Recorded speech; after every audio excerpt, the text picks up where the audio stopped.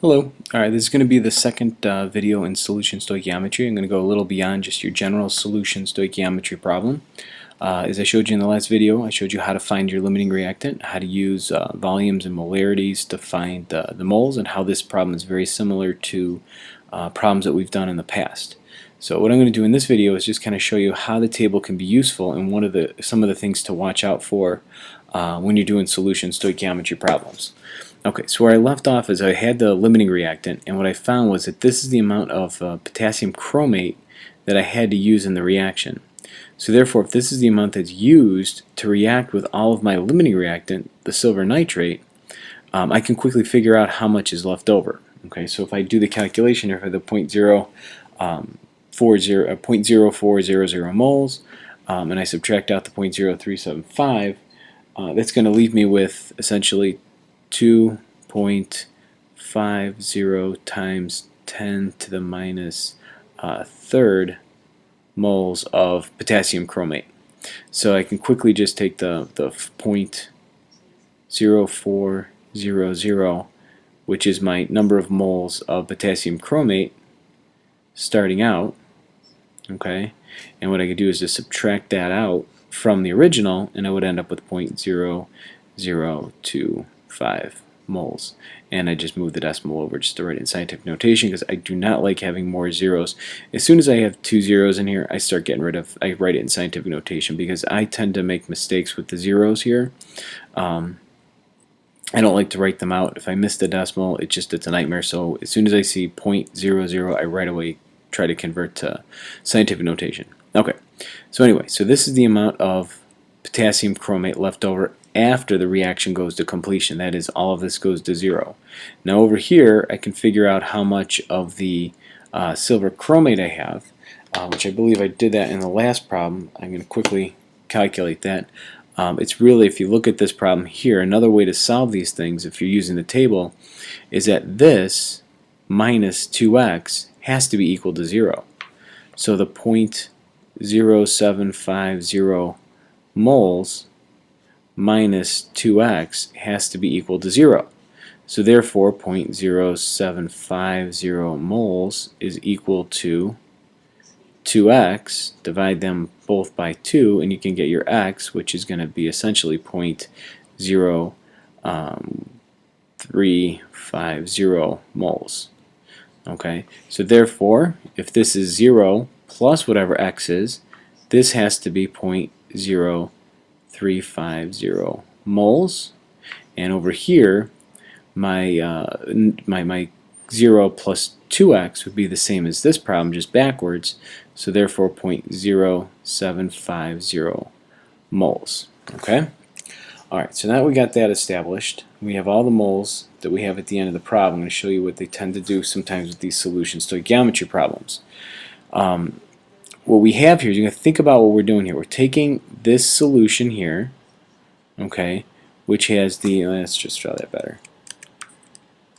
Okay, so we have a solution here that has the silver nitrate in it. Silver ions plus your nitrate ions.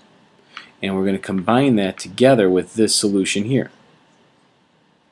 And that has your potassium ions and your chromate ions. Okay, it's a good idea to think of ionic compounds. If they're aqueous, ionic compounds, you're going to think of them as ions in solution, just kind of floating around.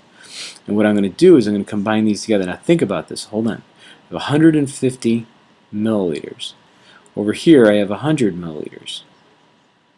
So if I combine those together, what I'm going to have is a solution that now has silver ions, potassium ions, nitrate ions, and my chromate ions. And my total volume afterwards is now going to be equal to 250 milliliters. Very important to realize. Why? Because of the fact that solutions change concentration as the volume changes, right? Because it's molarity, and molarity is moles over volume. Well, if this is what molarity is, and I'm changing the volume from 150 to 250, I'm changing my molarity. So be careful with this, okay? So think about what's going on now. In this problem, the silver comes in contact with the chromate, creates that solid, right? This is what's making that solid substance. So at the end of this problem, if I look at this, what I have, all of the silver ions are no longer aqueous, are they? All of them are now in the solid phase. So what I want to do is redraw this part here, okay, so we can make this look a little bit better here. Let's get rid of a beaker here and draw another one.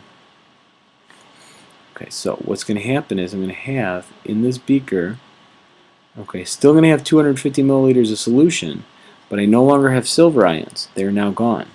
Okay, so the silver ions are gone. I still have potassium ions because they're now still aqueous.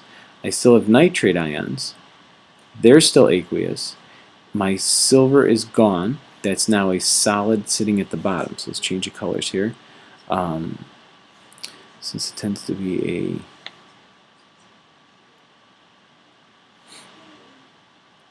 Since chromates usually are yellow, let's go ahead and put a yellow solid down here. It's kind of hard to see that, but you hopefully get the idea. The yellowish orange color. Okay. So what I have here is a solid substance setting at the bottom of my beaker. That solid is silver chromate. Okay. Now, if I think about the after part of this reaction, though, not all of the chromate is gone. I still have some of that chromate in solution. So be careful with that. Make sure that you're aware that the chromate is still in the solution. So therefore I have CrO4 2- in solution. So I essentially have 3 ions still remaining in solution, and that is very important to keep in mind.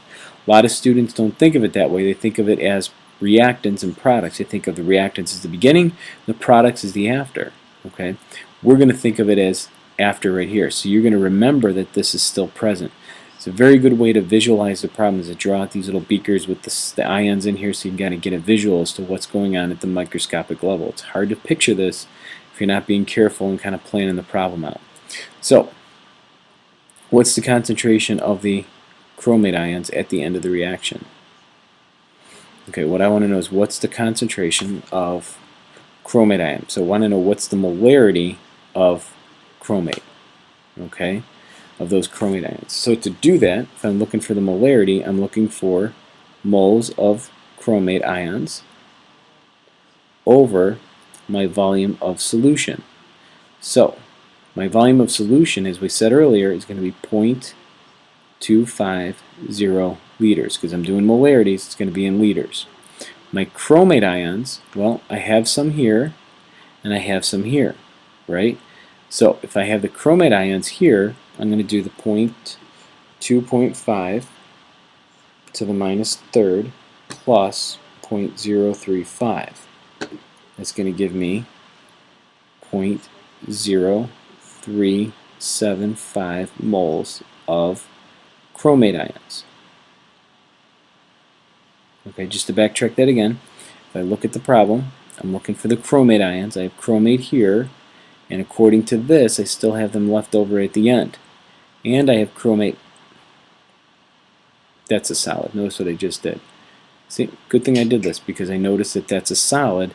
Those are the ions that are no longer in solution. So let's cut this part here. Okay, and we're going to just put 2.50 times 10 to the -3rd moles. Okay, good thing I caught that. It's, again, going back and checking the problem, double checking things is definitely a good idea. So solid here, aqueous here. Those ions are no longer in solution. So I'm just looking at this portion here if I'm trying to figure out my ions of chromate. Okay, what I got confused with was what I was thinking of the potassium ions, because there's 2 sources of potassium ions. And this can get a little tricky, so I'll show you those in just a second. So if I do this calculation, I can get my concentration, 2.5 to the -3rd, divide that by 0.250, and I end up with a concentration equal to 0.0100 molar. 3 significant figures back in the problem, and that would be my chromate ions at the end of the experiment. Okay, so if I look at the beginning of the experiment, my potassium chromate ions were about a 0.4 molar solution in 100 milliliters. So it clearly went down at the end of the reaction because I used a lot of it to react with the silver. Okay, and the silver ultimately goes to 0. If I were to find the potassium ions, there's a couple ways to do it, but if you want to just kind of follow what I did before, what I would do is I'd look at the formula. Now, here's the trick.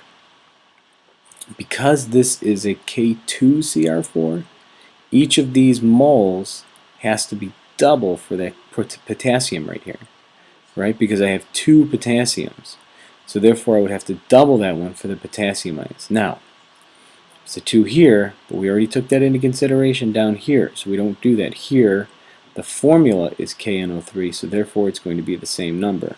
So if I were to do that problem, I would do 2 times 2.50 times 10 to the minus third moles, right? And I'm going to do that for this part here.